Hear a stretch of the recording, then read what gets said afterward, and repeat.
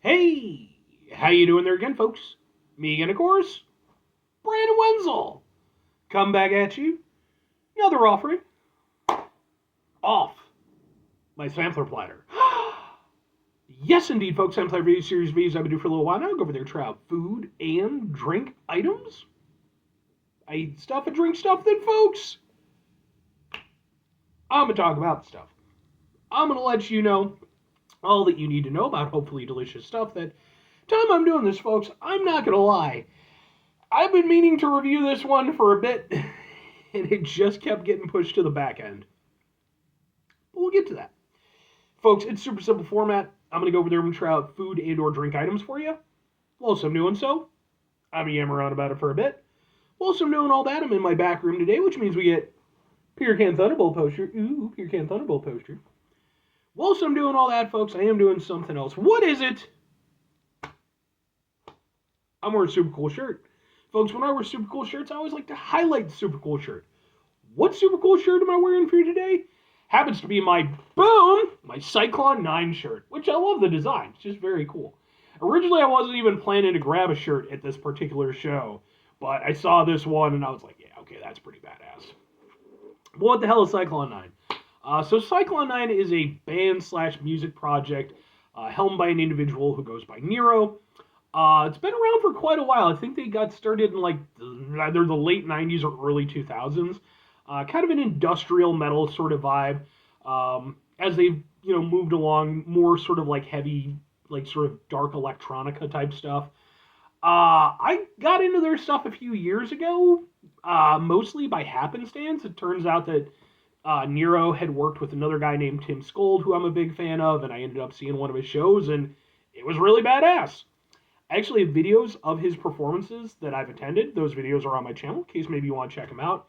If nothing else, I'd be more than happy to point you in the right direction as far as music is concerned, because, I think Cyclone 9 is pretty damn badass. But anyway, what am I trying for today, folks? What are we doing here? Why did it keep getting pushed to the back? No particular reason. It was just other, more interesting shit came up, and I was like, all right, well. It happens to be, though, a collaboration of an unusual sort, because it's Boom from Waterloo and Guy Fieri's Flavortown. Yeah, that Guy Fieri. Picture him in your head. That's the guy. Flame shirt and everything. He has to just have like an entire, like, massive closet full of those, just all identical. This is their lemon Italian ice flavored sparkling water. Okay. All right. I did review, I think it was like huckleberry pie or something like that. They had another flavor with Guy Fieri. I'm down for it, man. Let's do this. So let's get a thing for a thing. It looks like this. So we're just gonna let's give it a go. I'm all for going over there and trying to make sparkling water more interesting. So a little bit of a citrusy hit.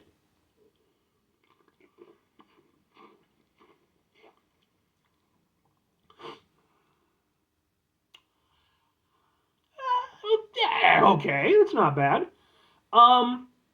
Waterloo, for what it is, I think Waterloo is the first sparkling water I ever had.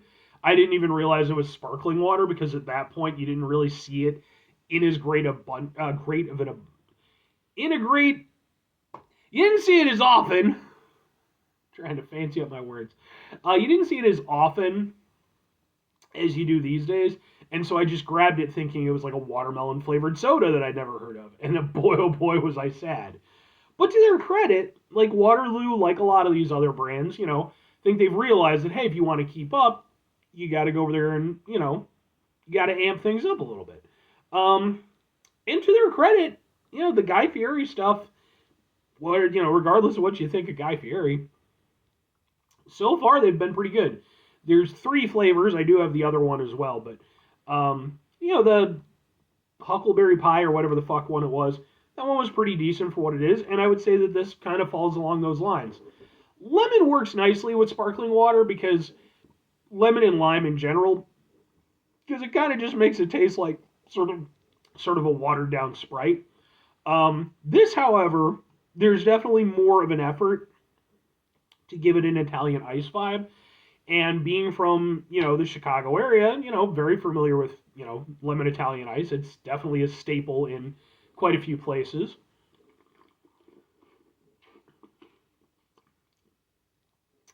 So yeah, it's very mild in its flavor. It's unsweetened and stuff, but it's got more flavor than, again, sort of older generations of sparkling water, LaCroix or even, earlier Waterloo.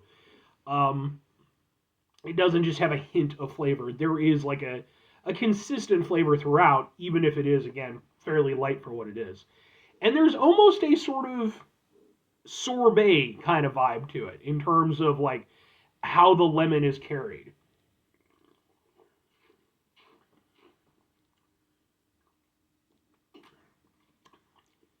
It's honestly not half bad. I wouldn't consider it to be anything holy shit amazing. At the end of the day, there's kind of only so much you can do with sparkling water, again, unless you're sweetening it or something like that, to kind of give it a little edge.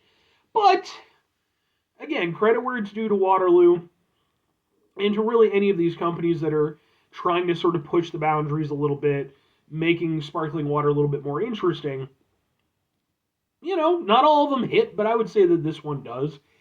It's not a strong hit. You're not knocking anybody out with it. But at the very least, you landed it clean, and, the judges are going to give you a point for it. It's decent. It kind of has the vibe that it's going for with the lemon Italian ice. Sure, why the fuck not? But two questions have to be asked. Would I get it again? Would I recommend it? Maybe and sure. So, like, here's the thing for me with this. Um, I already kind of have certain, like, flavored waters that I would consider to be my preference. Uh, this one wouldn't break into that, but it's not bad for what it is. And there is something to be said for, just it's a decent tasting flavored water. There's no like funky aftertaste or anything. Doesn't taste like TV static. It's got, something going for it. It's not holy shit amazing, but, so I think for me personally, like, I could potentially pick up a case of these just to have in the house. Um, it's not, again, it's not going to be my favorite flavored water. I don't even know if it would be my favorite between this one and the pie one I was talking about. Um, I might prefer this one. It's been a little while since I reviewed the other one. So, I mean, for what it is, it's decent enough. Sure. Now, if I'm recommending it, that's where it's a little bit more, sort of up in the air because it's dependent upon the individual, right? As an overall, though, I do think I would recommend it, especially if you're somebody who already enjoys sparkling water brands. If you're somebody who likes Waterloo, I don't think this is going to be too far off of what they normally do to go over there and throw you one way or another. But at the same time, I do think it offers up enough where it has a little personality to it. The flavor is decent for what it is, you know, and it's a little bit of fun. Guy Fieri's involved. He's, yeah, that guy. So I can get down with it, and yeah, sure, I'd be willing to recommend it. So, 5 things before I get out of here, though. Have yourself a great rest of your day, spectacular rest of your week, monumental rest of your month, stupendous rest of your year. Folks, go over there, have yourselves a truly food dude Guy Fieri-tastic rest of your life, because he's that guy. Final 2 things. Number 1, try to bring some positivity into the world. It's not always possible. It is, however, always appreciated. But what do you do if you can't do it all the time? I know I can't do it all the time. Here's what you're going to do, folks. You're going to try not to be an asshole. Folks, it's not always the easiest thing in the world to not be an asshole. Trust me. Excuse me. I know it. I live it. I'm out there every day with you in it. Life can be stressful and frustrating and just bullshit sometimes, folks. When we find ourselves in situations where we have to deal with said bullshit, it's important we go over there, whenever possible, take a step back, try to mitigate the level of assholishness in our lives, hopefully do better for ourselves and for those around us. Very final thing, folks, do the thing. Whatever the thing is for you, that's what I want you to go out and do. Folks, what do you think of Guy Fieri? Like, I used to kind of like just slag the guy off all the time because like it just was like, really, this is your persona? Okay. But like the older I've gotten, for one thing, it's worked for the guy. He has to be like a fucking millionaire, a few times over at least. Good on him. And then on top of that, it's like, well, yeah, the guy goes over there, he, shouts out like cool places to eat, gives them, some added publicities, even to come to some places here in Illinois. So it's like, yeah, man, I got nothing against the guy.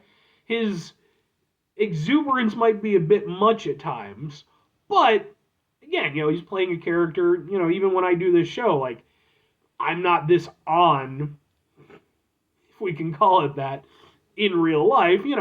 Obviously I play things up a little bit. So good on him and his flame shirts.